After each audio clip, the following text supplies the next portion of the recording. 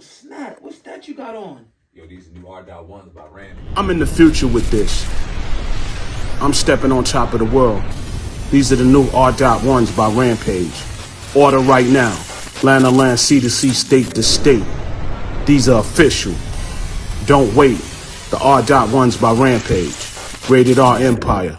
Yep. Hey, get your pair right now by going into the description box and clicking the link at the top line of the description box.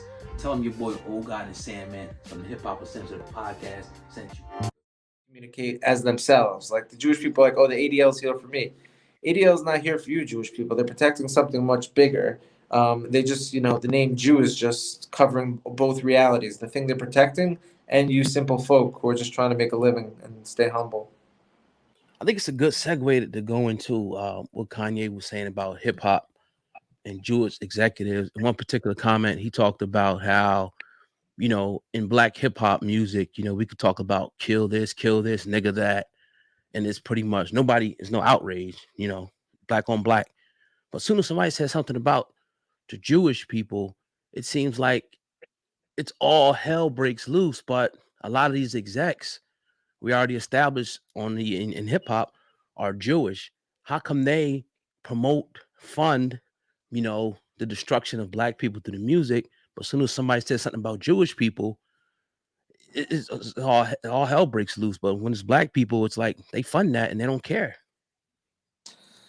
Yeah, I think that's a great point, but it's such a complex thing because no one should have the right to, the fact that they're promoting violence and drugs and then making that an avenue of like financial success. So now I'm a young African American kid and I want to get some money when I'm older.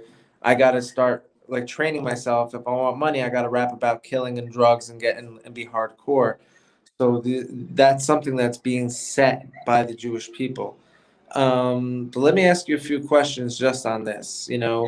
Let's say like, and I'm not a professional. Like let's look at like Def Jam Records or like, some of these guys. Is there African American owned media that's still promoting, violence and drugs and gangster living outside of Jewish ownership? Is that exclusive only to Jews owning these companies, or there's also African American owned? What company does African Americans own?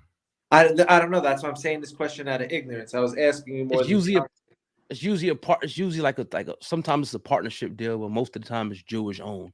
But they'll have like Def Jam, Rockefeller, Records and all this. Is this Jewish guy at the top of it? Say it again. I didn't hear that part. The first Like part. Def Jam Records or NWO or whatever it is. These are Jewish owned things at the top of it. Like Def Jam, for example. Sorry to cut you off. Right. Current CEO of Def Jam, his name is Paul Rozenberg. He's been there since January 1st, 2018. The founders were Rick Rubin and Russell Simmons. So, Right. So I get what you're saying. Yeah, we do.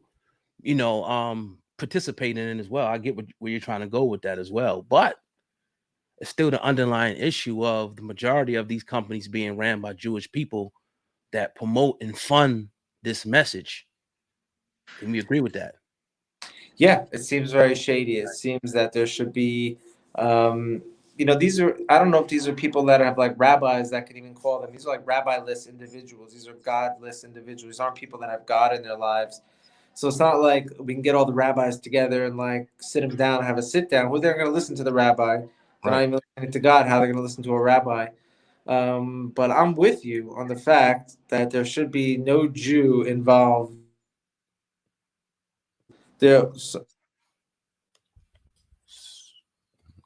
Lost him for a second. Hopefully he jumps.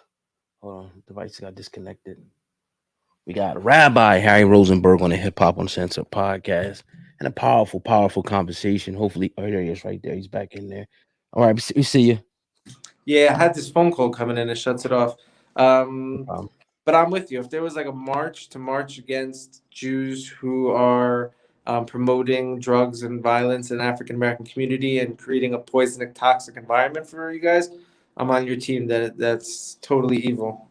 But like I said, I think these Jews finding these roles are serving something darker and higher than themselves. They're not the boss. Like they're getting a paycheck from someone also, and that someone's the guy that the ADL is like, don't get to him. Like, don't get to the top of the ladder. Who these guys working for?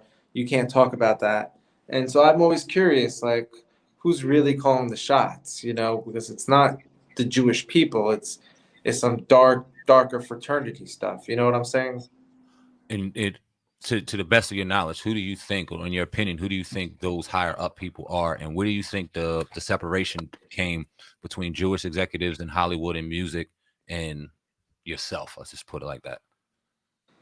I think the guys who are really at the top, you don't get to know their names because they pay for you not to know who they are, you know? So the names that we're even given are the names that they let us get, you know? So you're going to throw out like, oh, Rockefeller and this name and that name. Those are the names they gave us access to. The names that we don't get access to is because they're the ones who are owning the wealth of the world, you know, calling the shots with wars, you know, and creating agendas to manipulate humanity.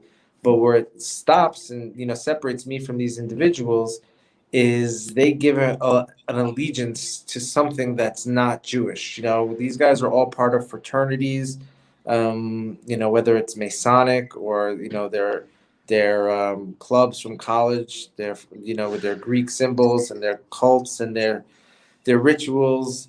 I know, you know, I don't want to get too deep into it until the right time is, because this is like even dangerous for me to be talking about this type of stuff because we're up against a very dark force, you know.